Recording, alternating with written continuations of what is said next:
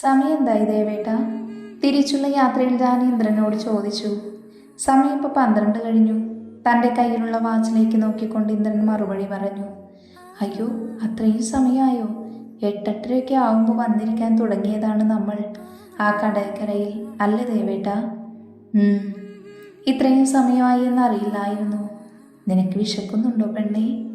ഇല്ലല്ലോ, വീട്ടിൽ നിന്നും കഴിച്ചിട്ടല്ലേ ഇറങ്ങിയത്. കാറിലുള്ള എസിയുടെ തണുപ്പിനാലെ ജാനി സാരിയുടെ തലപ്പ് കൊണ്ട് മൂടിപ്പൊതിച്ചുകൊണ്ട് പറഞ്ഞു. എന്തു പറ്റി, തണുക്കുന്നുണ്ടോ? നല്ല തണുപ്പ്. ജാനി പറഞ്ഞതും ഇന്ദ്രൻ എസി ഓഫ് ചെയ്തു. അത് കണ്ട ജാനി ഇന്ദ്രൻ്റെ മുഖത്തേക്ക് നോക്കിയപ്പോൾ അവൻ കണ്ണു ചിമ്മി കാണിച്ചു. അതിനവൾ അവൻക്കായി മനോഹരമായി പുഞ്ചിരി സമ്മാനിച്ചു. അല്ല പാറു, അന്ന് പിന്നെ എന്താ സംഭവിച്ചത്? കുറച്ചു നേരത്തെ മൗനത്തിനു ശേഷം ഇന്ദ്രൻ ജാനിയോട് ചോദിച്ചു.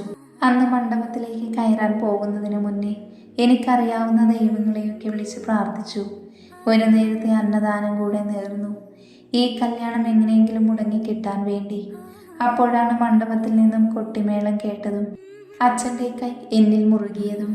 സംഭവം അറിയാനായി ഞാൻ നോക്കിയപ്പോഴുണ്ട് ഏതോ ഒരു പെണ്ണിൻ്റെ കഴുത്തിൽ താലി ചാർത്തുന്ന വിച്ചനെ. സത്യം പറയാലോ ദേവേട്ട, ആ ഒരു കാഴ്ചയുണ്ടല്ലോ, അത്രയും നേരത്തെ സമാധാനം അല്ലെങ്കിൽ കല്യാണം ഉറപ്പിച്ചു എന്നത് മുതലുള്ള സമാധാനക്കേടാണ് എനിക്ക് തിരിച്ചു കിട്ടിയത്. ഒരു ചിരിയോടെ ജാനി പറഞ്ഞു നിർത്തി. ഇന്ദ്രനിലെ ഭാവം എന്താണെന്ന് മനസ്സിലാക്കാൻ കഴിഞ്ഞില്ല ജാനിക്ക്. എന്നിട്ട് അവിടെ ആരൊന്നും പറഞ്ഞില്ലേ എന്നോ? അവനാ നാട്ടുകാരുടെ വക നല്ലോണം കിട്ടി. മനുവിൻ്റെ ഏട്ടത്തിയുടെ കഴുത്തിൽ ഒരു കുറുക്കിട്ടു എങ്ങോട്ടൊക്കെ പോയി. അന്ന് തൊട്ട് ഇന്നേ വരെ വിച്ചനോടുള്ള ദേഷ്യം കൊണ്ട് ഏട്ടത്തിയോട് മിണ്ടിയിട്ട് പോലുമില്ല ദുഷ്ടൻ. ദേവേട്ടൻ അറിയോ, ആ അപ്പച്ചി എന്നൊരു സാധനവും ഇല്ലേ? ആ സ്ത്രീ ഏട്ടത്തിയെ ഒന്ന് സമാധാനിപ്പിക്കുക കൂടി ചെയ്യാതെ മകൻ കൊണ്ടുവന്ന പുതിയ മരുമകളുമായി പോയി. സത്യം പറഞ്ഞ എൻ്റെ കാര്യത്തെക്കാളും സങ്കടമായത് ആ പാവത്തിനെ ഓർത്തായിരുന്നു. താലിയുടെ ബന്ധത്തിൽ തളച്ചിട്ട് മനുവേട്ടനും പോയി. പുതിയതൊന്നിനെ കിട്ടിയപ്പോൾ അതുവരെ കൂടെ ഉണ്ടായിരുന്നതിനെ വിട്ടിട്ട് അപ്പച്ചയും പോയി. എന്നിട്ട് മനു പിന്നെ തിരിച്ചു വീട്ടിലേക്ക് വന്നിട്ടില്ലേ? അങ്ങനെ ചോദിച്ചാൽ വരും ഇടയ്ക്ക്. അമ്മയെ, അച്ഛനെ, മീനുനെ, എന്നെയൊക്കെ കാണാൻ. ഏട്ടത്തിയെ കണ്ടാലും കാണാത്തതുപോലെ അങ്ങനെ ഒരാൾ അവിടെ ഉണ്ട് എന്ന് തന്നെ നോക്കില്ല ദുഷ്ടൻ. ശരിക്കും പറഞ്ഞ മനുവിൻ്റെ ഭാഗത്തു നിന്നും ചിന്തിക്കുമ്പോൾ ശരിയായിരിക്കും. എന്നാലും കൊല്ലം കുറച്ചായില്ല ദേവേട്ട, ആ പാവം വീട്ടിലിരിക്കുന്നു. അതിൻ്റെ അവസ്ഥ ഒന്ന് ആലോചിച്ച് നോക്ക് ദേവേട്ടൻ. ഈ കൂട്ടിലിട്ട കിളികളെ പോലെ ആ 4 ചുവരുകൾക്കുള്ളിൽ തീർക്കുകയാണ് ആ പാവത്തിൻ്റെ ജീവിതം. ഞാൻ ഒരുപാട് പറഞ്ഞുവെങ്കിലും കോഴ്സിന് പോവാൻ, അല്ലെങ്കിൽ പഠിച്ചത് കംപ്ലീറ്റ് ചെയ്യാൻ, അതെല്ലാം ഒരു പുഞ്ചിരിയോടെ ഒഴിവാക്കി വിടും. ഏട്ടത്തിക്ക് സ്വന്തമായി വരുമാനം ഉണ്ടാവാൻ വേണ്ടി. അതുണ്ടെങ്കിലല്ലേ മനുവേട്ടൻ്റെ കയ്യിൽ നിന്നും ഇരക്കാതെ കഴിയുള്ളൂ. അതുകൊണ്ട് അച്ഛനും അമ്മയും ഒക്കെ പറഞ്ഞ് ഏട്ടത്തിയുടെ കോഴ്സ് പൂർത്തിയാക്കാൻ പോയി തുടങ്ങി. അല്ല, അന്ന് കല്യാണം കഴിഞ്ഞ് ഈ അമ്മുവിനോട് പോലും പറയാതെ ഇങ്ങോട്ടാ പോയത്. അയ്യോ, അതൊന്നും പറയാതിരിക്കുക ഭേദം. ആ കൊമ്മൂനോട് എനിക്കൊന്നുണ്ടായ ദേഷ്യമുണ്ടല്ലോ, ചില്ലറൊന്നുമല്ല. എനിക്കൊപ്പം താങ്ങായി ഉണ്ടാവേണ്ടവളല്ലേ അവൾ. അവൾ വന്നതും ഈ നടന്നതിൻ്റെയും ഒക്കെ പിറ്റേന്ന്. അതും ഞാനും മധുവങ്കലിൻ്റെ ഒരു റിലേറ്റീവ് ഉണ്ട് മുംബൈയിൽ. അവിടേക്ക് പോയതിനു ശേഷം അതിന് പെണ്ണ് വീട്ടിൽ വന്ന ഒരേ കരച്ചിലായിരുന്നു പോലും. സത്യം പറഞ്ഞാൽ എനിക്ക് സങ്കടവും ദേഷ്യവും ഒക്കെ വന്നു. കല്യാണത്തിന് എന്തേ വരാഞ്ഞെന്ന് ചോദിച്ചപ്പോൾ പറയാ, ഞാൻ എൻ്റെ കണ്ണേട്ടൻ്റെ പെണ്ണായി എൻ്റെ ജാനിയെ കണ്ടുപോയി. അങ്ങനത്തെ അവൾക്ക് വേറൊരു അവകാശി അതവൾക്ക് കാണാൻ പോലും പറ്റുന്നതായിരുന്നില്ല. അതുകൊണ്ടാണ് അതിൻ്റെ തലേന്ന് തന്നെ ഉണ്ണിയും അവളും കൂടി ദേവേട്ടനൊപ്പം പൊള്ളാച്ചിയിലേക്ക് വന്നതും അത് കഴിഞ്ഞ് പിറ്റേന്ന് വന്ന പാടെ തന്നെ എൻ്റെ വീട്ടിലേക്ക് വന്നതെന്നും. അപ്പോഴേക്കും ഞാൻ മുംബൈയിലേക്ക് പോന്നിരുന്നല്ലോ. പിന്നെ ഞാൻ അവളെ വിളിക്കാനോ പറയാനോ ഒന്നിനും പോയില്ല. ഈ ദേവനെ മറക്കാൻ ഒരു പാഴ്ശ്രമം വരെ നടത്തി നോക്കി. അപ്പോഴെല്ലാം എൻ്റെ കണ്ണിലേക്ക് തെളിഞ്ഞു നിന്നത് ഈ കുഞ്ഞി കണ്ണുകളാണ്. അത് പറയുമ്പോൾ അവളുടെ ശബ്ദം വല്ലാതെ നേർത്തിരുന്നു. അവൾ പറഞ്ഞത് കേട്ട് അവൻ്റെ നെഞ്ചിലും ഒരു പിടച്ചിൽ അനുഭവപ്പെട്ടു. അന്ന് മുതൽ എനിക്ക് മനസ്സിലായി, ഈ ദേവൻ എന്നിലെ ശ്വാസം നിലയ്ക്കുന്നത് വരെ എന്നിൽ നിറഞ്ഞു നിൽക്കുമെന്ന്. അതല്ലാതെ ഞാൻ വിചാരിച്ചാലൊന്നും ഈ ദേവനെ എനിക്ക് മറക്കാൻ കഴിയില്ല എന്നും. ഒരു ചിരിയോടെ ജാനി പറഞ്ഞത് കേട്ട് ഇന്ദ്രനിലും മനോഹരമായി പുഞ്ചിരി വിരിഞ്ഞു. അങ്ങനെ കുറച്ചു വർഷങ്ങൾ കഴിഞ്ഞതിനു ശേഷം അമ്മുവിൻ്റെ വിവാഹം ക്ഷണിക്കാൻ വേണ്ടിയാണ് പിന്നെ അമ്മു അച്ഛൻ്റെയും കൈയും പിടിച്ച് സോപ്പിട്ട് രേവു ആൻറ്റിയെയും മധു അങ്കിളിനെയും ഒക്കെ സോപ്പിട്ട് പതപ്പിച്ചാണ് പെണ്ണിന് എൻ്റെ നമ്പർ കൊടുത്തത്. ജാനി പറഞ്ഞത് കേട്ടവനൊന്ന് പുഞ്ചിരിച്ചതേ ഉള്ളൂ. പാവം, എത്രമാത്രം സങ്കടം നിറഞ്ഞിട്ടുണ്ടാവും എൻ്റെ പെണ്ണിന്. അന്നേ താന് ഒരു തീരുമാനത്തിലെത്തിയിരുന്നുവെങ്കിൽ ഇന്നെൻ്റെ മക്കൾക്ക് വേണ്ടി കല്യാണം ആലോചിക്കാമായിരുന്നു. പോയ ബുദ്ധി ആന പിടിച്ചാലും തിരിച്ചു കിട്ടില്ലല്ലോ. ഇനിയെങ്കിലും വൈകാതെ ഭാവിയെക്കുറിച്ച് നോക്കണം. ഇന്ദ്രൻ ആത്മഗതിച്ചുകൊണ്ടൊരു പുഞ്ചിരിയാലെ ജാനിക്കായി കാതോർത്തു. പിന്നെയും എന്തൊക്കെയോ പെണ്ണ് പറഞ്ഞു. എൻ്റെ ദേവേട്ട, അന്ന് അങ്ങനെയൊക്കെ സംഭവിച്ചു. വിച്ചൻ കെട്ടിയത് കൂടെ വർക്ക് ചെയ്യുന്ന നിവ്യസായി എന്നൊരു കുട്ടിയാണ്. ആ കുട്ടിയെ കണ്ടാൽ തോന്നുന്ന ഒരു അഹങ്കാരിയാണെന്ന്. പക്ഷേ കല്യാണം കഴിഞ്ഞ് അന്ന് രാത്രി തന്നെ എനിക്ക് വിളിച്ചു പൊറുക്കണം. തെറ്റു പറ്റിയതാ എനിക്കാണ്. വിശാലിനെ സ്നേഹിക്കാൻ പാടില്ലായിരുന്നു. സ്നേഹിച്ചു തുടങ്ങിയപ്പോൾ പിന്നെ വിട്ടുകളയാൻ തോന്നിയതുമില്ല. ഇന്നവൻ്റെ കല്യാണമാണ്. അവൻ്റെ അമ്മാവൻ അവൻ്റെ സമ്മതം പോലും ചോദിക്കാതെ ഉറപ്പിച്ചതാണ്. ഇയാളുടെ ജാതക പ്രശ്നം കൊണ്ട് നല്ല കേസൊന്നും വരാത്തത് കൊണ്ട് എന്നൊക്കെ പറഞ്ഞു. ആ സമയം എനിക്ക് ആലോചിച്ചിട്ടൊന്നും കിട്ടാത്തത് കൊണ്ടാണ് അച്ഛനോടും അമ്മയോടും പറഞ്ഞ് കുറച്ച് മാത്രം ബന്ധുക്കളുമായി വന്നത്. പക്ഷേ ഇവിടെ വന്നപ്പോഴല്ലേ കാര്യങ്ങളൊക്കെ അറിഞ്ഞത്. അതിനവൻ എൻ്റെ അച്ഛൻ്റെ അടുത്തുനിന്ന് കിട്ടി നല്ലതുപോലെ എന്നൊക്കെ പറഞ്ഞ് ഒരുപാട് സംസാരിച്ചു. അവൾ മാത്രമല്ല, അവളുടെ അമ്മ, അച്ഛൻ, ഏട്ടൻ, അങ്ങനെ എല്ലാവരും. അയ്യോ, ഞാനൊരു കാര്യം മറന്നു. എന്തേ? നിവ്യയുടെ ചേട്ടനില്ലേ, നിവേദിത് എന്നോ മറ്റോ ആണ് പേര്. നിവ്യ എന്ന് വിളിക്കാറ്. ആ ചേട്ടൻ പറയാ, എനിക്ക് ഈ ജാതകത്തിലൊന്നും വിശ്വാസമില്ല. ഞാൻ നാളെ തന്നെ വന്ന് തൻ്റെ അച്ഛനോട് ചോദിച്ച് തന്നെ കൂടെ കൂട്ടിക്കോട്ടെ എന്ന്. ജാനി പറഞ്ഞു തീരലും ഇന്ദ്രൻ വണ്ടി സഡൻ ബ്രേക്ക് ഇട്ട് നിർത്തി.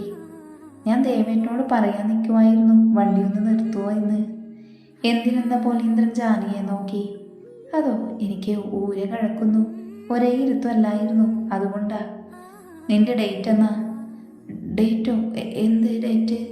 ജാനി ഒന്ന് പതറി. നിന്റെ പീരീഡ് ഡേറ്റ് എന്നാണെന്ന്. ഇന്ദ്രൻ അവളെ കൂർപ്പിച്ച് നോക്കി പറഞ്ഞു. നാളെയോ മറ്റന്നാളോ ആണ്. എന്നാൽ അതൊന്ന് നേരത്തെ പറയണ്ടേ ജാനി? അതറിഞ്ഞിരുന്നുവെങ്കിൽ ഈ കഥ പറയാനൊന്നും നിൽക്കില്ലായിരുന്നല്ലോ. നിന്റെ ഡേറ്റ് ആവുന്നതിന് മുന്നേ തന്നെ നിനക്ക് ഈ ഊരകടച്ചിൽ വരുന്നതല്ലേ? ഇന്ദ്രൻ അവളെ കൂർപ്പിച്ച് നോക്കിക്കൊണ്ട് പറഞ്ഞു. അതിനവൾ അവനെ കണ്ണിമ വെട്ടാതെ നോക്കിയിരുന്നു. ആ നോട്ടത്തിലൊന്ന് പതറിയ ഇന്ദ്രൻ വേഗം വണ്ടിയിൽ നിന്നിറങ്ങി പുറത്തേക്ക് നിന്നു. ഒന്ന് മൂരി നിവർത്തി കൈവിരലിൽ ഞൊട്ട പൊട്ടിച്ചു. അതെല്ലാം കണ്ണിമ ചിമ്മാതെ അവൾ നോക്കി നിന്നു. പിന്നെ അവളും ഇറങ്ങി ഒന്ന് മൂരി നിവർത്തി.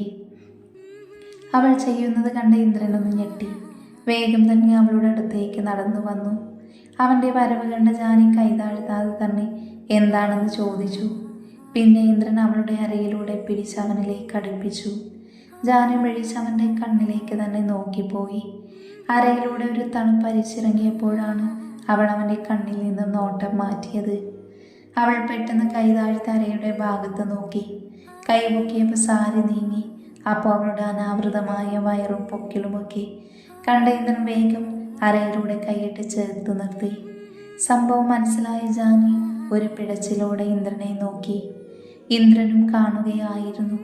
അവളുടെ കണ്ണിലെ പിടപ്പും നാണത്താൽ ചുവന്നു തൊടുത്ത അവളുടെ മുഖവും. ദേവേട്ട, ആരെങ്കിലും കാണും? ജാനി പതർച്ചയോടെ ചുറ്റിലും നോക്കിക്കൊണ്ട് പറഞ്ഞു. വിജനമായൊരു സ്ഥലമായിരുന്നു അത്. ഇന്ദ്രൻ ഒന്നുകൂടെ അവളെ തന്നിലേക്ക് അടുപ്പിച്ചുകൊണ്ട് അവൻ്റെ തള്ളവിരലിനാൽ അവളുടെ പൊക്കിൽ ചുഴിയുടെ ആഴമളന്നു. ദേവേട്ട. ജാനി കണ്ണുകൾ കൂമ്പിയടച്ച് ഏങ്ങിക്കൊണ്ട് കാൽവിരലിൽ കുത്തി പൊങ്ങി നിന്നു.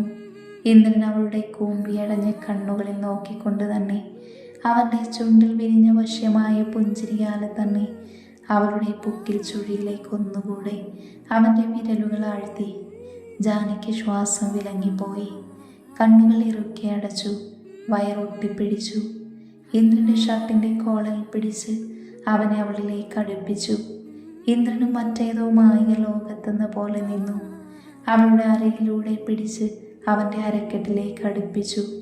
ജാനി ഞെട്ടി കണ്ണുകൾ തുറന്ന് അവൻ്റെ കണ്ണിലേക്ക് ആഴ്ന്നിറങ്ങി. പാറു, എന്നെ ഇങ്ങനെ നോക്കല്ലേ പെണ്ണെ. ഇന്ദ്രൻ്റെ ശബ്ദവും വല്ലാതെ നേർത്തിരുന്നു. രണ്ടുപേരുടെയും ചുണ്ടുകൾ വല്ലാതെ വിറകൊണ്ടു. ഇന്ദ്രൻ്റെ കൈവിരലുകൾ അവളുടെ ഇടുപ്പിൽ അമർന്നു. ജാനിയുടെ വിരലുകൾ അവൻ്റെ കോളറിൽ നിന്നും വിട്ട് അവൻ്റെ പുറത്തുകൂടെ ഒരു ഓട്ടപ്രദക്ഷിണം നടത്തി. അവൾക്ക് കൈകൾ എവിടെയും ഉറയ്ക്കുന്നുണ്ടായിരുന്നില്ല. കൈയിൻ്റെയും കാലിൻ്റെയും ബലമെല്ലാം നഷ്ടപ്പെടുന്നത് പോലെ. അത് മനസ്സിലാക്കിയ ഇന്ദ്രൻ അവളെ ഒന്നുകൂടെ അവനിലേക്ക് അടുപ്പിച്ചു. രണ്ടുപേർക്കും പരസ്പരം അറിയാനുള്ള തിടുക്കമായിരുന്നു. ഇനിയും കാത്തിരിക്കാൻ വയ്യ എന്ന പോലെ. ഇനിയും ഇങ്ങനെ തന്നെ നിന്നുപോയ ഞങ്ങളുടെ ഫസ്റ്റ് നൈറ്റ് ഈ കാറിലാവുമെന്ന് തോന്നിയ ഇന്ദ്രൻ തന്നെ മുൻകൈയെടുത്ത് അവളിൽ നിന്നും പിടിയയച്ച് അകന്നു മാറി. മാറുന്നതിന് മുന്നേ അവളുടെ വിറകൊള്ളുന്ന ചുണ്ടിലൊന്ന് അമർത്തി ഉമ്മ വയ്ക്കുകയും ചെയ്തു. തുടർന്നുള്ള യാത്രയിൽ രണ്ടുപേരും മൗനത്തെ കൂട്ടുപിടിച്ചു. രണ്ടുപേരും കഴിഞ്ഞുപോയ കുറച്ച് നല്ല നിമിഷങ്ങളിലായിരുന്നു. അതുകൊണ്ട് തന്നെ വീടെത്തിയതെന്നും ജാനി അറിഞ്ഞില്ല. അത് കണ്ട ഇന്ദ്രൻ ഒരു കുസൃതി തോന്നി. പാറുവേ, വീടെത്തി, അവളുടെ ചെവിയിലായി മുത്തിക്കൊണ്ടവൻ പറഞ്ഞു. ജാനി പൊള്ളിപ്പിടഞ്ഞവനെ ഒന്ന് നോക്കി. പിന്നെ എന്തോർത്ത പോൽ ചുറ്റിലും ഒന്ന് നോക്കി. അവളുടെ കളി കണ്ട് ഇന്ദ്രൻ അടക്കി പിടിച്ചൊന്ന് ചിരിച്ചു. അതിനവളൊന്ന് അവനെ കൂർപ്പിച്ച് നോക്കി. അത് കണ്ട ഇന്ദ്രൻ തൻ്റെ വലം കൈയെടുത്ത് തൻ്റെ ഇടനെഞ്ചിൽ വെച്ച് പുഞ്ചിരിച്ചു. അത് കണ്ട ജാനിയിലും ഒരു ചിരി വിരിഞ്ഞു. ഇതേ സമയം ഓരോന്നോർത്ത് വന്ന് മനു തൻ്റെ റൂമിലെ ജനൽ കമ്പിയിൽ തലചായ്ച്ച് പുറത്തേക്ക് നോക്കി നിന്നു. അന്നൊരിക്കലും തൻ്റെ നിമ്മിയെ വേദനിപ്പിക്കണമെന്ന് കരുതിയതല്ല. നിവേദിത് വിളിച്ചു പറഞ്ഞ് കല്യാണം ഒരിക്കലും നടക്കില്ല.